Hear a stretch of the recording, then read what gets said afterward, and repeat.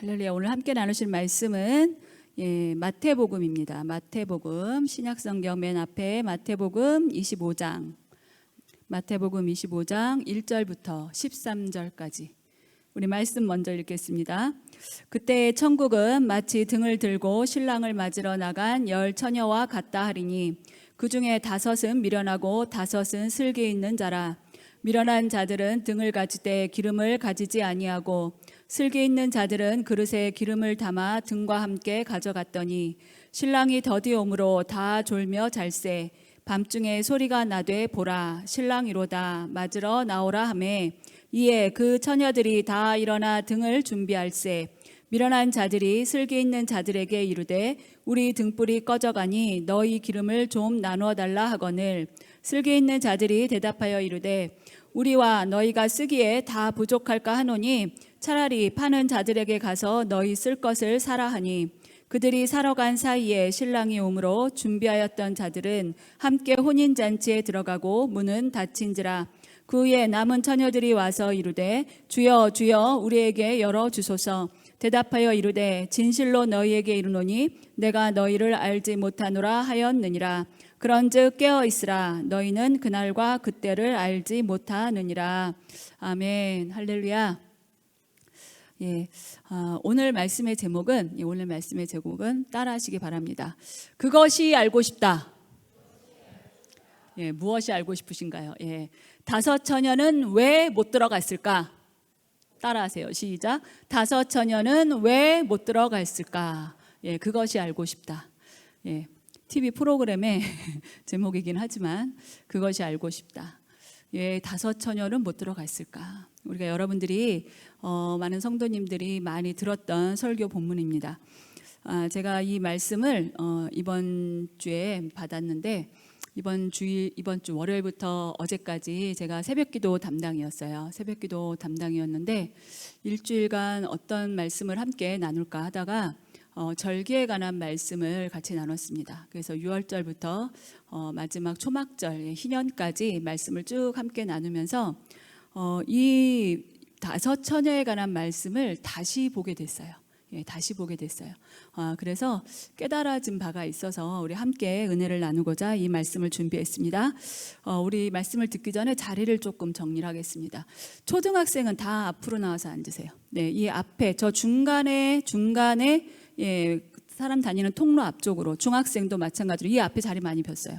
저기 맨 뒤에 3사람 4사람 빨리 일어나 5사람 이쪽으로 오세요. 5사람 더 이쪽으로 와서 다 앉으세요.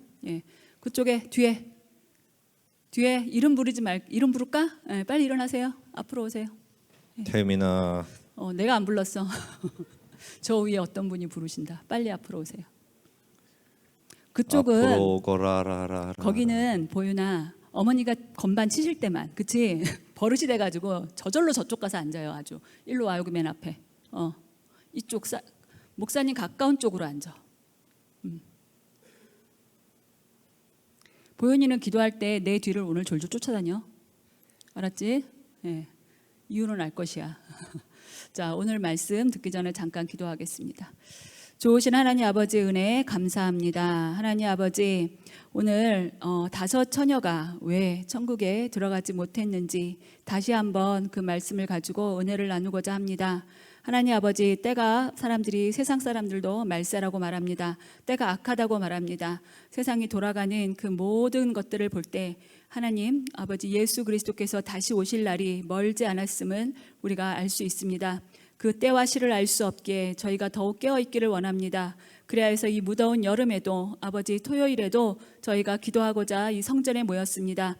주님 아버지 하나님, 성전에 갈급하여 모인 자들에게 아버지 하나님 말씀을 부어주시옵시고 또한 아버지 더 뜨거운 성령의 불을 받아서 아버지 하나님 우리가 새롭게 되고 결단하는 시간 될 수 있도록 축복하여 주시옵소서. 예수님 이름으로 감사하며 기도드렸습니다. 아멘. 할렐루야. 절기에 대해서 우리 고일성 목사님께서 쫙 정리를 해주셨어요. 그렇죠? 그래서 주일 예배 때도 말씀을 하셨고 또 국민일보에 말씀을 쭉 정리해서 내주셨어요. 그래서 제가 설교를 준비하면서도 그 주일 예배 목사님 그 주보 설교하셨던 것과 그 다음에 국민일보에 나왔던 것들, 그것을 토대로 해서 다시 묵상하고 이제 은혜를 일주일간 5일간 나눴습니다. 6월절과 무교절, 초실절, 그 다음에 뭐가 있어요? 나팔절, 대속제일, 그리고 이제 초막절 있습니다. 7개 절기라고 말을 합니다. 저도 이 절기가 사실은 되게 복잡하고 어렵고 그랬어요. 처음에 딱 절기에 대해서 말씀을 들을 때는 굉장히 어렵고 딱딱하고 이스라엘의 절기를 우리가 왜 알아야 돼? 우리 한국의 절기도 잘 모르잖아요. 예, 우리가 설날 이런 거 말고 음력으로 뭐 우수, 경칩 이런 거 우리 아이들 잘 모르거든요. 예, 저희도 그거에 대해서 그렇게 신경 쓰면서 잘하지 않은 이유는 농경 사회가 이제 아니고 산업화 시대이기 때문에 농사랑 밀접하게 관련돼 있는 게 절기거든요. 예, 그래서 굉장히 정확하고 그 절기에 따라 농사를 지었었기 때문에 우리의 그 조상들이 절기를 되게 중요하게 생각했습니다.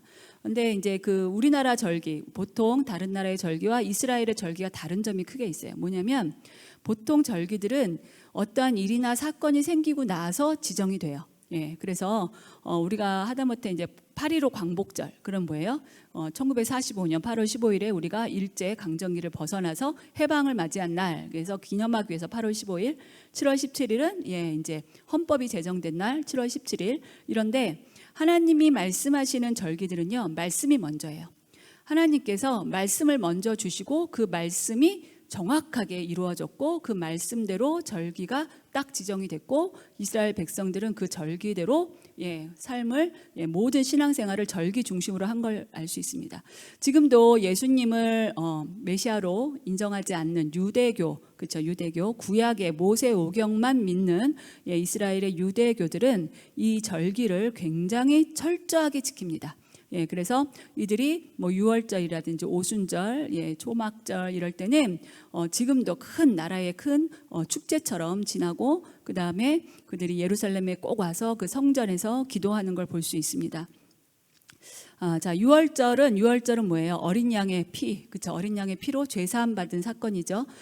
출애굽의 마지막 10번째 재앙, 장자가 죽고 나서 장자가 죽는 그 죽음을 면한 것, 죽음이 너희의 집을 넘어간다. 어린 양의 피가 문설주와 임방에 있는 집은 죽음이 넘어간다, 유월한다. 그래서 패스오버, 그래서 6월절이라고 합니다. 예, 그 다음에 이어지는 것이 무교절이죠. 6월절에서는 이제 양을 식구 수대로 잡아서 먹는데 불에 구워 먹어라 하셨고요. 아침까지 남겨두지 말고 다 먹어라 했어요. 그리고 바로 이어지는 절기가 무교절입니다. 이 무교절은 무교, 누룩이 들어가지 않는 떡, 딱딱한 떡. 장차 우리는 이제 떡이라고 말하지만 이스라엘은 떡이 없어요. 우리가 먹는 떡 같은 떡은 없고요. 그냥 빵이에요. 그런데 누룩이 들어가지 않으면 밀가루를 그냥 붙여놓은 거니까 전혀 맛이 없겠죠. 딱딱하고 그래요. 근데 그 무교병하고 그 다음에 쓴나물을 같이 먹어라. 쓴나물을 같이 먹어라. 근데 이것을 먹을 때는 너희가 어떻게 먹으라 그랬어요? 허리에 띠를 띠고 지팡이를 짚고 그 다음에 신발을 신고 급히 먹어라. 급히 먹어라. 자, 이 무교절은 무엇을 상징하느냐? 우리 영적으로 무엇을 말하는가 하면 예수의 피로 구원받은 백성들이 어떻게 살아야 될지를 말하는 거예요. 예수의 피로 구원받고 구원의 확신이 있다고 한다면 무교절의 삶을 살아야 되는데 우리가 살아가는 이 세상의 삶이 팍팍하다는 거예요. 이 어린아이들도 힘들어 이럴 때가 있다라는 거죠. 어른들이 됐을 때는 네가 사는 게 뭐가 힘들어 다 해주는데 이렇게 할 수 있지만 또 아이들은 아이들의 입장에서 힘들다 할 때가 있어요. 그치 화랑아? 아니야 없어? 팍팍할 때가 있어요. 시험이 없었으면 좋겠는데 때마다 시험은 있고 그렇죠? 말씀 외우는 게 없었으면 좋겠지만 또 말씀도 매번 외워야 되고 뭐 여러 가지가 아주 자신들이 살아갈 때 짐이야 이건 힘들어 하는 것들이 있죠. 무교절은 그렇게 딱딱한 빵과 쓴 나물을 먹으면서 과거에 너희가 애굽에서 종살이 하던 때를 기억해라, 잊지 말아라. 그것도 있고 또 무교병 뭐예요? 누룩이라는 것은 번지는 거죠. 확 부풀리는 거잖아요. 그래서 순전한 말씀을 말해요. 누룩이 없는 떡은 순전한 말씀. 그러니까 말씀에 무언가를 더하지 말아라. 세상의 학문, 지식, 이데올로기, 이념 이런 거 넣지 말아라. 그리고 그 말씀이 딱딱하고 삼키기 어려워도 말씀 자체로 너희가 말씀을 먹어야 된다. 예, 그리고 이 세상의 삶이 여러분 성도로서의 살아가는 삶이 달콤하지만은 않아요. 쓴 거를 좋아하는 사람은 없습니다. 쓴 것의 그 맛을 참맛을 알기 시작한 나이는 저 같은 경우에는 45살 넘어서 취나물 막 이런 거 별로 안 좋아했어요. 쓴나물. 근데 그 나이대를 넘어가고 나이를 먹으니까 어르신들이 저희 어머니가 할머니가 막 취나물을 막 드시면서 어릴 때 맛있다고 하셨던 그 맛을 이제 좀 아는 거죠. 그러니까 지금도 이 어린 아동부나 이런 자녀들한테 취나물을 준다고 하면 애들 안 먹어요. 그렇죠? 나물엔 거의 손가락이 안 갑니다. 콩나물 외에는 나물을 잘 안 좋아하죠.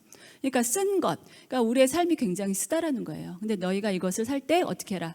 말씀으로 이기며 사는데 먹을 때 세워라 내어라 먹지 말고 세월을 아껴서 급히 먹어라. 그 다음에 띠를 띄어라. 이 이스라엘 옷은 통옷인데 띠를 띌 때는 움직일 때, 그렇죠? 외출할 때나 전쟁 나갈 때. 그래서 진리의 띠를 띄어라. 말씀으로 진리의 띠. 그래서 곧 전쟁. 이 세상의 삶은 전쟁이다. 영적 전쟁이니까 너희가 띠를 메고 지팡이를 짚어라. 지팡이는 뭐예요? 모세의 지팡이와 같이 권능을 말해요. 하나님의 권능. 그래서 예수의 권능입니다. 그러니까 우리가 못 걷거나 다리가 좀 다쳤거나 그러면 지팡이나 목발을 짚잖아요. 그럼 거기에 우리의 체중이 많이 실리고 한쪽, 그래야 이 아픈 다리가 좀 가볍잖아요. 그래 아픈 다리에 힘을 못 주니까 우리가 지팡이를 대신 짚는 것처럼 우리가 지팡이, 하나님의 권능에 많이 의지하면 의지할수록 내 힘은 덜 쓰는 거예요. 그렇죠? 그러니까 우리가 살아갈 때 그 지팡이, 하나님의 권능, 예수의 권능을 믿고 의지해서 너희가 살아라는 거예요. 너희의 힘으로, 너희가 두 발로 걷는다고 해서 너희의 힘으로 살 생각을 하지 말라는 거죠. 그리고 정말로 그 무교정의 삶을 살아내기 위해서. 근데 그 삶이 어렵다라는 거예요. 쓰러지고 넘어지고 쓴 것을 어느 날은 먹기 싫고, 그렇죠? 나는 왜 계속 이런 것만 먹어야 되나? 왜 나의 삶은 이런가? 그래서 우리가 무엇이 있어야 되냐면 그 무교절의 삶을 쭉 천국 갈 때까지 우리가 지속을 하려면 어떻게 해야 돼요? 성령을 받아야 돼요. 근데 성령을 받으려면 예수의 영이 있어야 되거든요. 그러니까 무교절 다음에 초실절이에요. 초실절은 안식 후 첫날, 그렇죠? 안식 후 첫날인데 무교절 끝에, 무교절 안에 속해 있는 안식일의 첫날이, 다음 날이 이 초실절입니다. 근데 예수님은 정확하게 이 초실절, 안식 후 첫날 부활하셨어요. 부활하셨고 첫 열매가 되셨다. 첫 열매는 드릴 절기거든요. 근데 부활을 하려면 생명이 있는 것만 부활해요. 여러분, 죽은 씨앗을 땅에 심으면 아무리 심어도 그것이 그 다음에 싹트지 않습니다. 우리 아이들이 이번 여름 수련회에 그가 너희로 열매를 많이 맺게 하리라. 요한복음 15장 8절을 같이 나누고 훈련을 했는데, 강낭콩 씨앗 하나를 땅에 심고 그것을 자라는 것을 25일 동안 관찰한 영상을 보여줬어요. 강낭콩 하나가 땅 속에 있는데 그것이 어떻게 해요? 때가 되니까 툭툭툭 하더니 뿌리가 먼저 나와요. 그리고 막 그걸 이제 고속 촬영해서 애벌레처럼 쫙쫙 뻗어나가요. 뿌리가 먼저 막 뻗어나간 다음에 어느 날 갑자기 위로 흙을 밀어 올리면서 떡잎이 촥 하고 올라오더라는 거죠. 그리고 나서는 정말 위로 이제 그 떡잎이 나온 다음에는 줄기가 아주 계속적으로 위로 자라는 걸 볼 수 있어요. 강낭콩이 열매를 맺는 데는 한 40일에서 60일 사이면 또 다른 열매를 맺는다고 합니다. 생명이 있는 씨앗만 생명을 다시 맺을 수 있는 것처럼 우리가 정말로 부활할 수 있으려면 예수의 생명이 우리한테 있어야 된다. 예수의 영이 있어야 된다. 왜냐하면 예수님은 성령으로 잉태되셨고 성령으로 사역하셨고 성령이 있었기 때문에 부활하실 수 있었어요. 그리고 부활 승천하시면서 선물로 다시 성령을 우리에게 보내주신 거거든요. 그래서 우리가 초실절이 지난 다음에 오순절이 오는 이유가 그거라는 거예요. 오순절이 오는 이유가 성령 받는 날이잖아요. 오순절은 6월절부터 50일이 지난 날, 49일에서 50일이 지난 날, 구약에는 율법을 받은 날, 모세오경의 그 구약의 모세에게, 모세가 하나님께 율법 받은 날이 바로 그날입니다. 근데 오순절 날, 예수님이 승천하시면서 기다려라, 내가 성령을 보내겠다. 그날이 언젠지 알지 못했어요. 그래서 그냥 어제도 기도했던 것처럼, 그저께도 기도했던 것처럼, 오늘도 모여서 마가다락방에서 막 기도했는데 그날 성령을 보내주셨고, 그날이 무슨 날이라고요? 오순절.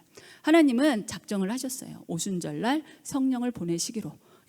그래서 그들이 오순절에 성령을 받고, 그리고 나서 이제 시간이 흘러서 이제 몇 개월 지나고 나서 나팔절이 있습니다. 나팔절은 새해 첫날이에요. 새해 첫날, 이스라엘에서는 새해 첫날인데 나팔을 주기적으로 불어요. 주기적으로 불어서 첫날이 된 것을 감사합니다. 예, 그리고 이 나팔은 계시록에도 나오죠. 그래서 우리가 지금 이제 그거를 다 말씀드릴 수는 없지만 시간상 우리가 마지막 나팔이 7번째 나팔인데 그 나팔이 불 때 어떻게 된다고요? 부활한다. 예수의 생명을 갖고 예수에게 순교한 자들, 하나님의 일에 진짜 성도들은 죽은 사람도 부활하고 그 다음에 살아있는 자도 들림 받는다. 그래서 어떻게 돼요? 정말로 하나님을 만나는 혼인잔치에 들어가는데 그렇지 않은 자들은 어떻게 된다? 대속제일에 아사셀한테 보내지는 염소처럼 아사셀에게 간다. 아사셀은 사단을 의미한다. 우리가 이렇게 훈련을 받았습니다. 그래서 속죄에는 반드시 피가 필요하다. 그래서 대제사장이 1년에 한 번 지성소 들어갈 때 옷에 피를 바르고, 그렇죠? 지성소에 피를 뿌리고, 향단 뿔에 다 피를 바르고, 피를 7번 뿌리고, 그다음 속죄소에 피를 뿌리고, 피가 없이는 절대로 거기에 들어가지 못했다. 그래서 그것은 예수 그리스도께서 우리를 위해서 저와 여러분의 죄를 사하시기 위해서 흘리신 그 피를 상징하고, 그다음에 아사셀 염소 똑같은 두 염소 한 마리를 안수해서 한 마리는 여호와께 드리고 제비 뽑아서 한 마리는 사람이 없는 광야로 내보내서 죽게 한다. 그 뭐냐? 아사셀에게 바친다. 그러니까 마지막 때에 나팔이 불 때요 구별된다는 거예요. 확실하게 하나님의 생명이 있고 예수의 생명이 있는 자들은 어떻게 된다? 올라간다. 부활한다. 그런데 그렇지 않은 자들은, 유괴의 사람들은 사단에게 간다. 사단에게 간다. 남아서 환난을 당한다는 소리죠. 그리고 나서 이제 초막절이 옵니다. 마지막 절기. 초막은 그들이 이제 추수감사절의 의미, 그죠? 추수감사절의 의미가 있어요. 그리고 그들이 광야에서 물도 없고 뱀과 전갈이 있던 그곳을 40년 동안 살게 하신 그 하나님께 감사하면서 그들이 하나님의 감사 예물을 드리는 날. 드리는 해요. 그래서 이 초막절은 물과 불의 축제다. 그래서 낮에는 실로암에서 물을 떠와서 제사장들이 물을 가지고 제단에 뿌리고 한쪽에는 포도주를 한쪽에는 물을 담아서 그리스도의 피와 은혜를 상징하는 그런 예배를 드리고 밤이 되면 불을 환하게 켭니다. 촛대 7가지의 그 금촛대 불 킨 것처럼 불을 환하게 켜서 그들이 밤새 시편을 외우고 자기들을 어떻게 여기까지 구원하시고 이스라엘 백성을 세워주신 것을 감사 찬양하는 거죠. 그리고 그들이 그 다음 날이 되면 동쪽 문을 향해서 예루살렘 성전의 동쪽 문은 금으로 돼 있대요. 가보지 못했지만 그래서 골든 게이트라고 하는데 그들이 동쪽 문에 그렇게 힘을 준 이유는 메시아가 아직 오지 않았다고 믿죠. 유대인들이 메시아가 동쪽으로 오신다고 믿어요. 그래서 예루살렘에 가면 동쪽에 해가 뜨는 그쪽의 문의 밑에 진짜 실제로 유대인들은 그쪽에 무덤을 굉장히 많이 써요. 왜? 메시아가 올 때 이들이 일어날 거라고 믿는 거예요. 그래서 그 동쪽 문을 향해서 등지고 성전을 향해서 예배드려요. 우리 조상들은 1월 성신, 그렇죠? 태양을 숭배했지만 우리는 하나님을 찬양합니다. 하나님을 경배합니다. 성전에 예배를 드립니다. 이 초막절은 뭐냐? 궁극적으로 믿음의 사람들이 하나님 예수와 연합하여 영원히 살게 될 천국을 말합니다. 자, 이제 여기까지 절기 말씀 드렸어요. 근데 왜 제가 이 말씀을 쭉 말씀을 드리냐면 이 5처녀요. 다시 생각해 보려고요. 10처녀가 결혼식을 준비하고 있어요. 여러분 결혼식을 준비하려면 어떡합니까? 여기 이제 결혼을 하셨던 집사님들 이렇게 예전의 생각들을 많이 떠올려 보세요. 결혼하기 날짜가 잡히면, 그렇죠? 결혼 날짜가 잡히면 여성들은 이제 열심히 어떻게 해요? 다이어트를 합니다.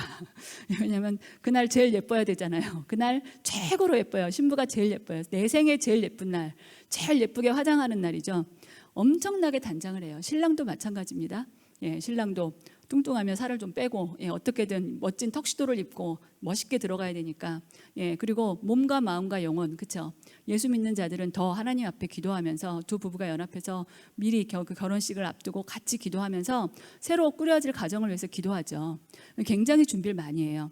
그러니까 이 10처녀들이 보면 다 예복을 입었다는 소리예요. 그렇죠? 신랑이 온다고 그래서 등불을 가지고 좀 기다리고 있어요. 기다리고 있고 그럼 당연히 그 신부들이 10명의 신부들이 뭐 청바지 입고 티셔츠 입고 기다리진 않았을 거 아니에요.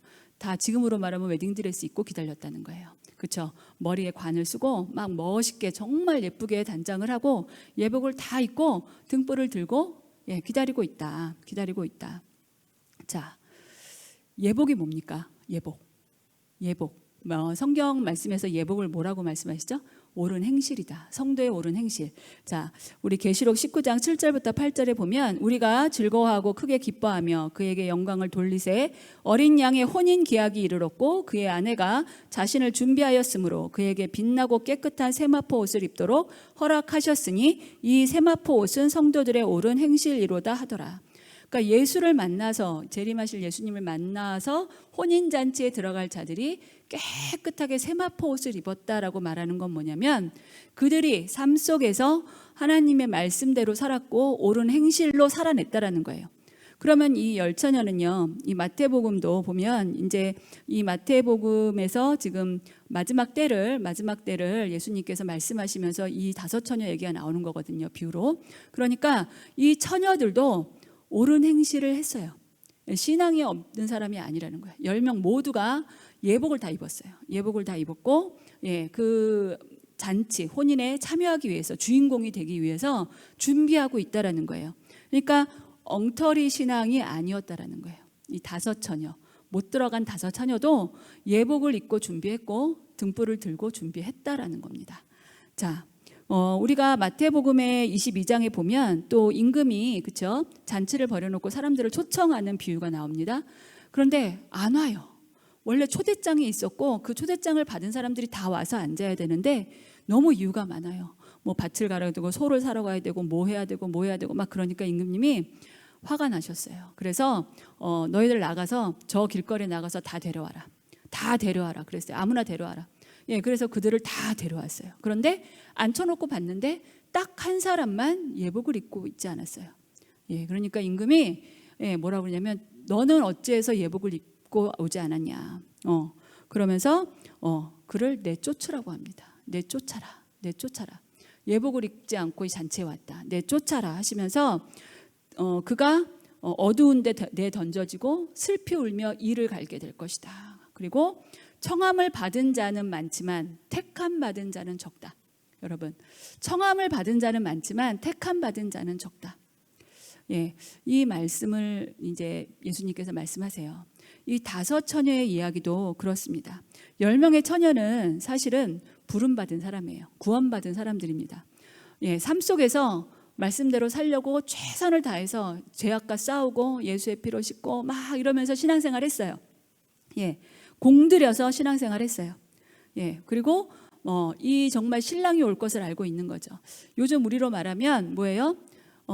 코로나가 딱 되면서 우리가 정신을 차렸잖아요. 우리 산마교회는 정말로 우리가 믿음의 복, 만남의 축복을 받아서 좋은 주의 종 만나서 목사님을 통해서 깨어있게 하시고 영적인 근육을 키우게 하시고 막 기도하면서 우리가 이렇게 영적으로 잠들지 않으려고 깨어라 막 영적 근육을 키워야 된다 막 그러면서 기도를 했단 말이죠. 그러니까 누가 봐도 마지막 때인 건 맞아요. 그렇죠? 왜냐하면 세상에 돌아가는 기후가 그렇죠. 올해 굉장히 덥죠. 너무 덥고 7월이 너무나 8월처럼 더웠기 때문에 오늘이 8월 초순인데도 불구하고 정말로 이 여름이 길게 느껴진단 말이죠. 그러니까 굉장히 덥고 곳곳에 전쟁, 기근, 많은 일들이 벌어지고 있어요. 우리나라에서 일어나는 사건들을 봐도 이게 소설인지 뭐 정말로 잔인한 그러한 무슨 소설인지 이게 진짜 있을 법한 일 같지 않은 일들이 이게 벌어지는 걸 보면 진짜 말세구나. 세상 사람들도 말세야 말세 이렇게 한단 말이죠. 그러니까 이 10처녀가 신랑이 온다, 신랑을 기다린다라는 건 뭐예요? 우리처럼 깨어서 지금 마지막 때라는 거를 분별하고 있다라는 거예요. 그래서 준비하고 있다라는 거예요. 우리처럼 저희처럼 기도하고 이렇게 토요일 날도 기도하고 수요일 날도 기도하고 철야에도 기도하고 계속 기도하는 성도들이라는 거예요. 그런데 그런 긴박감을 가지고 있어요. 긴박감을 가지고 신앙을 지켜야 돼. 내 믿음을 지켜야 돼. 내가 한눈 팔면 안 돼. 우리 기도하자. 막 그러고 있다가 어떻게 돼요? 지치는 거죠. 신랑이 안 오는 거예요. 안 와요. 곧 올 것 같았는데 안 와. 그러니까 어떻게 해요? 잠깐 조는 거죠. 근데 이 성경 말씀을 아까 보면요. 10처녀 중에 5처녀만 존 게 아니에요. 10처녀가 다 졸았어요. 같이. 피곤해서 같이 다 졸고 깜빡한 거예요. 그걸 보면 성도들이 그 예수님이 다시 오실 때를 알지 못하고 마지막 나팔이 언제 울릴지 모르기 때문에 신앙생활을 하면서도 잠깐씩 졸 때 있다라는 거예요. 잠깐 실족할 때도 있고 딴짓할 때도 있고 그렇다라는 거죠. 그래도 그들이 언제 올지 몰라. 예복 벗어 던지고 나 좀 편하게 있을래. 힘들어. 막 그러고 아주 편한 체육복을 입고 그러고 있는 게 아니라 끝까지 예복을 입고 있었다라는 걸 보면 이 열 처녀들은 그래도 나름대로 신앙생활을 하려고 애썼던 사람이라는 걸 알 수 있어요. 그런데 이제 드디어 신랑이 온다고 소리가 들려요. 저기서 신랑이 옵니다. 나팔이 울리기 시작합니다. 정신이 번쩍 들었어요. 와, 드디어 신랑이 오는구나. 다시 등불을 점검하고 하고 있는데 웬걸 이 5 처녀가 보니까 자기의 등불의 심지가 다 꺼져갔다. 없어요. 기름이 없어요. 그러니까 이제 급해졌죠. 신랑이 불을 밝혀야 되는데 그래서 좀 빌려줘 그랬더니 그 지혜로운 열 처녀는 어떻게 했어요? 거기서 또 이제 인정을 발휘해서 그래 내 거 빌려줄게 이러면 이제 또 문제가 생기는 거예요. 인정을 주지 않고 우리 것도 부족할 것 같아. 그러니까 빨리 가서 사와. 그게 낫겠다. 여러분 어떻게 보면 야박합니까? 그런데 천국은 침노하는 자의 것이에요. 인정으로 신앙생활 하시면 안 됩니다. 신앙생활을 인정으로 하시면요 반드시 사람한테 그 인정을 베푼 그 사람한테 배신감 느껴요. 그래서 저는 목사님께서 그 고일성 목사님께서 하셨던 말씀, 나는 아이들한테 껌 하나를 줘도 예수님 이름으로 한다. 커피 한 잔을 내가 사도 기분으로 사지 않는다. 예수 이름으로 섬긴다. 그 마음으로 한다. 왜요? 내가 능력이 있고 내 지갑에 돈이 있어서 하는 게 아니라는 거예요. 내 지갑에 돈이 있을 때는 막 그냥 기분 내듯이 막 쓰는데 돈이 없어요. 그러면 괜히 기가 죽어요. 그렇게 막 인정으로 막 했던 사람들은 그게 아니라 커피 한 잔을 사도 예수 이름으로 하고 예수님이 내게 주셔서 그 사랑으로 그렇게 섬기다 보면 내 의가 안 되기 때문에 그 사람이 나한테 커피를 또 안 사줘도 내가 준 만큼 안 돌려줘도 시험 들지 않아요. 그런데 기분으로 내 기분으로 했던 사람은 어떻게 돼요? 세고 있어요. 내가 밥을 몇 번을 샀는데 한 번을 안 사냐 인간아. 이게 나온다는 거예요. 우리 어린 친구들도 잘 들으세요.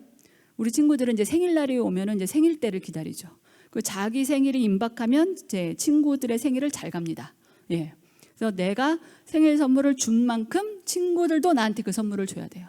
그러니까 애들이 물어보죠. 너 선물 뭐가 필요해? 되도록이면 필요한 걸 이제 애들이 주겠다고 하는데 가만히 보면 기브 앤 테이크예요. 그러니까 이러한 세상의 원리는 이거는 가나안 문화거든요. 이 가나안에서 비롯된 거예요. 그러니까 하나님은 기브 앤 테이크가 아니에요. 하나님께서 공짜로 예수를 보내셔서 구원시켜 주셨잖아요. 너 테이크. 내가 예수님 줬어. 예수의 생명을 줬어. 너 나 뭐 줄래? 가져와봐. 뭘 얼마나 드릴 수 있을까요? 못 드립니다. 우리가 재산도 없지만 다 팔아드려도 못 드립니다. 하나님의 법은 기브 앤 테이크가 아니에요. 그냥 무한정 드리죠. 무한정. 내리붙는 사랑. 그래서 이 5 처녀는 지혜로운 처녀예요. 제대로 신앙생활하는 거죠. 깨어있는 자들이에요. 그러니까 여기서 인정을 베풀 수 없는 거예요. 왜냐하면 너무 임박한 걸 아니까. 너무 임박해서 이거를 뭘 따라서 주고 이러다가 내 등불이 꺼질 판이야. 그러니까 못해요. 그러니까 마음에 정말로 주밀하게 자기를 돌아보고 자기의 등불을 살피고 있는 사람이라는 거예요. 자, 그래서 결국은 이 처녀가 사러 갔다. 그 사이에 신랑이 왔고 신랑은 남아있는 5 처녀와 함께 혼인 잔치하러 집으로 들어가고 문은 닫히고 5 처녀가 와서 열어주세요 아무리 해도 열리지 않더라. 여러분, 제가 이 말씀을 다시 보면서 예전에는 그냥 미련한 처녀 좀 준비성이 없어 이 정도로만 알았다면 절기를 다시 공부를 하면서 다시 말씀을 준비하면서는 5 처녀의 신앙도 대단한 신앙이었는데 라는 생각이 들었어요. 여러분, 의의 예복을 입는다. 죄를 완전히 벗어버리고 세마포 옷을 입을 수 있는 정도면 그렇죠. 어찌 보면은 주의 종일 수 있어요. 신앙이 정말로 세상이 완전히 세상에는 구별됐고 이제 세상 끊기는 기본이고 아브라함 10단계 중에서 어디까지 갔을까? 예, 이 다섯 처녀의 신앙은 어디까지 간 신앙이었을까? 예, 생각을 제가 하게 되더라는 거죠. 예, 그래서 마지막 때는 정말 말세가 임박한 이 마지막 때는 의의 예복만 입어서는 구원받을 수 없을 수 있다라는 거예요. 구원받지 못할 수 있다는 다섯 처녀처럼. 그러니까 뭐가 있어야 된다고요? 기름. 예, 성령의 기름. 예, 이 기름이 넉넉하게 있지 않으면 기다리다가 그 예수님 기다리다가 그게 다 타버릴 수 있다. 성막센터에 제가 산막교회를 데리고 간 적이 있어요. 성막센터에 가보시기 바랍니다.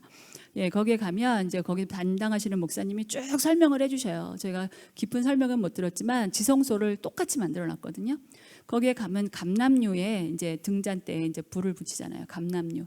그리고 이제 거기에 보면 이 심지를 자르는 가위가 있어요. 그것도 이제 금으로 된 가위인데 이렇게 보면 이 감람류는 절대 그을음이 나지 않아요. 그을음이 나지 않고 그 지성소 안에 그을음이 나면 성막 안에 그을음이 나면 안 되기 때문에 그런데 이 불똥들을 잘라버린다라는 거죠. 이렇게 동그랗게 심지가 탄단 말이죠. 마지막에 불을 꺼지면 그거를 왜 잘라버리냐면 그것이 혹시 불똥이 떨어지면서 검은 연기가 날까 봐. 여러분 기름이 부족하면 그을음이 나게 돼 있어요. 기름이 부족하면 그을음이 난다. 그렇죠? 신앙생활 하면서 예, 말이 많아지고 예, 행동이 막 격해지고 할 때는 뭐예요? 기름이 부족해지기 시작했다라는 증거예요. 예, 기름이 부족해지기 시작했다. 내 안에 불평이 자꾸 나오고 내 눈에 자꾸 남의 허물만 보이고 은혜가 안 되는 것만 보인다. 아, 내 안에 기름이 떨어지는구나. 내 안에 기름이 떨어졌구나. 그 사람 탓이 아니라는 거예요. 그것만 보인다는 거죠. 그것만. 왜? 기름이 없는 거예요. 기름이 없는 거예요. 그러니까 기름을 빨리 채워야 한다는 거예요. 아브람, 그렇죠? 아브라함이 되기 전에 아브람, 예, 그 이름이 존경받는 아비 이런 뜻이거든요. 그러니까 주변에서 덕망 있는 사람, 꽤 괜찮은 사람이야 아브람. 인격이 참 훌륭해. 아주 괜찮은 사람, 같이 평생 친구하고 싶은 사람, 예, 그런 사람이었어요. 이름이. 그런데 아브라함이 되죠. 예, 예배가 회복되고 성령의 불을 받고 아브라함이 됩니다. 예, 열국의 아버지. 이제는 모든 민족의 아버지로 세워지는 거예요. 그러니까 성령을 받아야 된다라는, 성령을 받아야 아브라함이 돼서 더 영향력 있고, 그 다음에 정말로 성령과 동행하는 삶, 성령의 기름을 떨어뜨리지 않는 그러한 삶을 살 수 있다. 하지만 여러분도 알다시피 아브라함이 성령을 받고 예배가 회복이 됐어도 16장에 보면 이스마엘을 낳는 걸 볼 수 있어요. 마음이 급하면 이스마엘 나온다. 우리 목사님 어록 중에 있어요. 급하면 이스마엘 나온다. 그래서 너희 뭐든지 하나님의 일을 할 때 주밀하게 해라. 급하게 하지 마라. 급하다 보면 꼭 육이 나와서 이스마엘이 나온다는 거예요. 이스마엘로 인해서 지금까지 얼마나 중동 지방이 시끄럽습니까? 그러니까 이 이스마엘이 나와요. 그러니까 그 이스마엘 낳은 다음에 그 다음에 할례가 오죠. 마음의 할례는요, 육이 죽는 거예요. 찢어지는 거예요.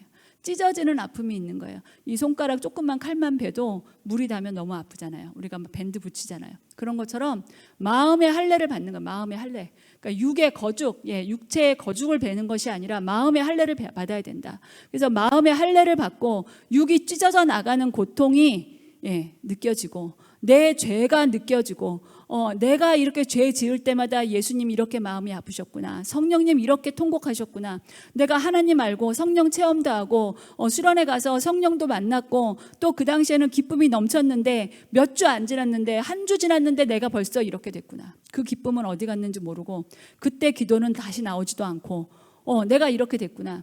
이거를 다시 회복하면서 마음을 찢고 회개하고 다시 성령의 기름을 채워야 된다는 거예요. 그래서 이 할례를 받은 후에, 그렇죠? 할례를 받은 후에야, 그렇죠? 어떻게 돼요? 중보할 수 있게 된다. 중보자가 된다. 중보는 뭐예요?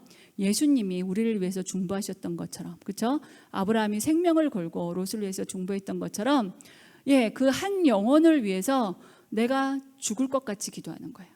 내가 십자가 밑에서 대신 죽는 거예요. 그 영혼을 위해서 내가 대신 죽는 게 중보입니다. 그냥 갑자기 생각이 나서 몇 마디 하고 마는 게 아니라 그 영혼을 위해서 내가 죽을 것 같이 기도하는 거. 우리 어린 친구들은 부모님들이 여러분들 위해서 하는 기도는 바로 그런 기도예요. 예, 여러분들 부모님들이 자식을 위해서 하는 기도는 바로 그런 기도입니다. 예, 나를 죽이면서 하는 기도예요. 여러분들 부모님들도 훈련 중이시잖아요. 그렇죠? 다 훈련 중이세요. 하나님을 만나기 전에 부모님이 아닌 걸 감사하셔야 돼요. 그렇죠? 하나님을 만나기 전에 모세오경 훈련 받기 전에 부모님이라면 벌써 뼈도 못 추렸어요. 뼈도 못 추리고 두들겨 맞고, 예, 두들겨 맞고, 예, 정말로 그냥 정말로 이게 사람이냐 아니냐 막 이럴 수도 있고, 예, 그럴 수 있어요. 여러분, 이 세상에 우리나라의 청소년들, 어린 아이들, 예, 경찰서에 오는 아이들 보면요, 경찰서에 자주 들락거리는 아이들은 부모를 불러도 부모가 안 간대요. 부모가 지쳐서 안 간대요. 그냥 보내세요. 그런데요. 그냥 소년은 보내세요. 그럼 형사들이 그런 부모가 그런 부모라고 하면 그냥 넘겨버린대요. 더 이상 봐주지 않는데요. 부모가 포기한 애를 어떻게 형사가 어떻게 하겠어요? 그 보호자가 포기해버렸어요. 그냥 보내라고 한대요. 얼마나 힘들게 했으면 그럴까. 근데 믿음의 부모님은 그러지 않잖아요. 그렇죠? 왜? 예수님도 나를 위해서 참아주시고 나를 구원하셨는데 내 몸에서 나온 내 새끼가 잠시 지금 아직 하나님 못 만나서 저렇게 나를 힘들게 하고 많은 사람을 힘들게 할 때 어떻게 해요? 가서 부모님이 엎드려서 죄송합니다. 잘못했습니다 하고, 예, 막 계속 부모님이 그렇게 하면 그 부모의 낯을 봐서 그래, 부모님들의 정신이 똑바르구만. 여기는 이 아이의 부모님은 정말로 괜찮은 사람이구나 이러면서 그 아이한테 야, 너는 이런 부모님이 너한테 있으니 얼마나 좋냐. 그러면서 다시는 오지 마라. 다시는 이런 일 하면 안 된다. 그리고 훈계를 하고 쉽게 오히려 일이 풀릴 수 있다라는 거예요. 그런데 많은 애들이 그렇게 세상에 하나님을 믿지 않는 많은 부모들, 예, 지치고 자녀들의 겉에 나타나는 행동들을 보면서 못 넘어가진다는 거예요.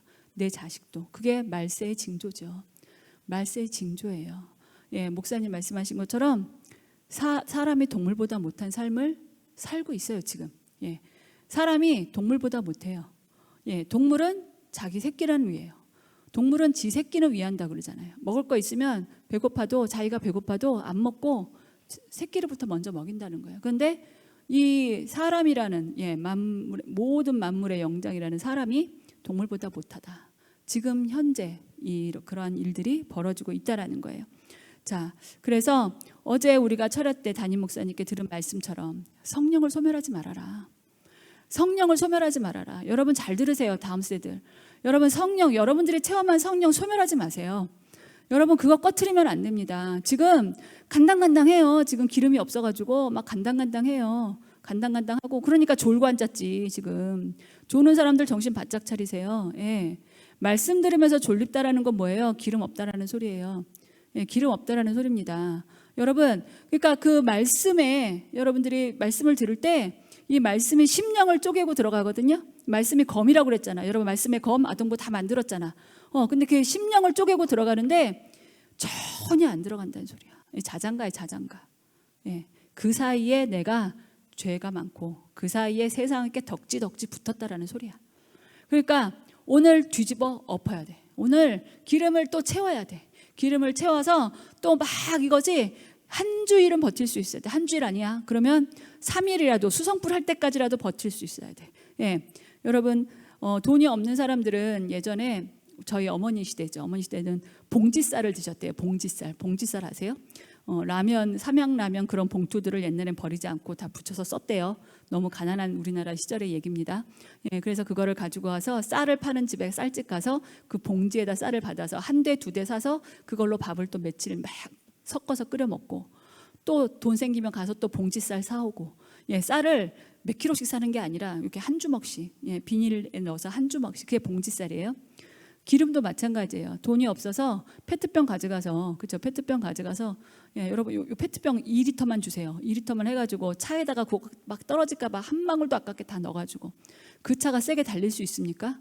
장거리 갈 수 있습니까? 못 갑니다. 못 가요. 기름 다를까봐 언젠가 저 언덕 올라가다가 시동 꺼져가지고 사고 날까봐 달리지를 못해요. 기름이 없으면. 그리고 멀리 못 가요. 멀리 못 가고 속도 절대 못 내요. 기름이 그런 역할을 하잖아요. 여러분 성령의 기름이 없으면, 기름을 넉넉히 준비하지 않으면 우리가 말세 마지막 때 나팔 불 때 5 처녀처럼 못 들어갈 수 있다니까요. 정말로 이거는 제가 정신이 번쩍 드는 얘기더라고요. 저한테는 그랬어요. 이 5 처녀가 나름대로 신앙생활 했고, 정말로 구원마에 확신이 있고, 의의 예복을 입고, 정말로 때를 아끼면서 때도 분별해서 이 시대를 분별하는 그런 영적인 눈도 있고, 다 갖췄던 사람들이에요. 마지막 딱 한 번 기름이 넉넉하지 못했다. 그거 하나 때문에 천국잔치에 못 들어갔다라는 거예요. 천국잔치 못 들어갔다. 자, 그래서 우리가 성령의 기름은 채우고 아주 넉넉하게 내 안에 부어주셔서, 우리 아이들이 굉장히 좋아하는 CCM 찬양인데, 내 안에 부어주셔서 성령의 가득한 기름을 부어주세요. 막 찬양을 하잖아요. 율동하면서 가득해야 돼요. 항아리에 가득 차고 넘쳐야 돼요. 성령의 기름이 간당간당, 늘 간당간당 해가지고 그름이 항상 나고, 언제 떨어질지 몰라. 그래서 불꽃은 항상 꺼져가고 있어. 누가 센 바람만 불면 그냥 바로 꺼져버리고, 이제 기름이 없어서 다시 불 붙일 수도 없다. 위태위태하다. 그러면 안 된다는 거죠. 성령의 기름을 부어야 됩니다. 마지막 때는 성령의 기름이 이렇게 넉넉해야 됩니다. 저와 여러분의 기름은 얼마나 준비되어 있습니까? 얼마나 넉넉합니까? 하루는 버틸 수 있습니까? 일주일은 버틸 수 있습니까? 한 달은 버틸 수 있습니까? 여러분, 이 기름을요 채우고요. 등불은 뭐예요? 등불이 기도잖아요. 이 기름은요 등불을 밝히는 데 써요. 그러니까 성령은요 우리가 기도할 수 있게 하신다라는 거예요. 그러니까 성령으로 기도를 해야 뭐예요? 기도를 해야, 기도가 호흡이죠. 영적인 생명이 살아있어요. 예수의 생명, 예수의 영이 여기 이마에 있는 예수 글자가 뚜렷하게 보이기 시작한다는 거예요. 예수의 영이 살으려면 기름이 있어야 된다. 성령의 기름이 있어야 된다. 성령의 기름이 없이는 우리가 예수의 영으로 살 수 없다. 기도할 수 없다. 여러분들 호흡을 해야 살 수 있는 것처럼 우리가 기도를 쉬지 않아야 됐는데 기도가 안 돼. 요즘에 기도가 너무 힘들어. 오늘 목사님께서 그랬죠. 기도는 응답 받을 때까지 하는 거야. 응답 받을 때까지. 그때가 언젠지 모르지. 나도 모르지. 응답 받을 때까지 하면 된다. 응답 받을 때까지. 그래서 오늘도 우리가 기도를 해야 됩니다. 매일같이 조그만 페트병 하나 가져가서, 요만한 거 가져가서 기름 주세요 이렇게 하지 마시고, 나중에 또 기름 좀 꺼달라고 막 다니지 마시고, 기름 꺼달라고도 하지 말고, 기름을 꺼주지도 말고, 여러분 내 기름을 넉넉히 채워서 마지막 때 나팔 들 때 나팔 소리 분별해서 우리가 그 기름 넉넉해서 예수님 만나고 혼인잔치 할 때까지 깨어서 기도하고 하나님만 바라보고 천국 가는 백성 모두 될 수 있었으면 좋겠습니다. 저와 여러분이 오늘도 기름을 준비할 겁니다. 기름을 준비하기 위해서 이렇게 모였는데, 기름을 준비하려면 어떻게 해야 돼요? 지금 약간 시들시들한 그런 등불들을 어떻게 해요? 먼저 조금 살려놓고, 그 다음에 이제 기름을 채우면 여러분들이 이제 이 예배가 끝나고 갈 때쯤이면 이제 이 불꽃이 아주 예쁘게 커져가지고 나를 밝혀줄 겁니다. 그래서 수성불, 그렇죠? 또 깊은 기도를 할 수 있는 수성불이 될 때까지는 버텨야 됩니다. 그 기름으로 버텨야 돼요. 어린 친구들이 이 방학 때 세상으로 핸드폰으로 미디어로 또 막 빠져들지 말고, 정말 쓸데없는 거예요. 정말 여러분들한테는 그것이 독입니다. 독이고, 그래도 재밌는 게 많은데 그 재미가 다 가나안 문화라는, 가나안 문화, 세상 문화, 정말 더럽고 필요 없는 거. 여러분들의 신앙생활엔 정말 하나도 도움이 안 되는 게 다 거기에 있어요. 거기에 있어요. 여러분들 그래서 그거에 몰두하지 말고, 여러분들의 부족함, 여러분들의 하나님의 비전을 받고 하나님의 뜻을 따라서 가야 되는데 내게 부족한 게 뭐 있지? 그거 채우는 시간들이 되었으면 좋겠어요. 그거 채우는 시간들이 되었으면 좋겠다. 그래서 저와 여러분이, 여기 있는 모든 분들이 한 사람도 빠짐없이 신랑 되신 예수께서 다시 오실 때, 저 여기 있습니다. 저 예복 입었습니다. 저 등불도 이렇게 준비했고요. 기름도 지금 이 드럼통에 엄청 많아요. 예수님, 저 여기 있습니다. 어서 빨리 오세요. 이렇게 할 수 있는 저와 여러분이 되시기를 예수님 이름으로 축복합니다.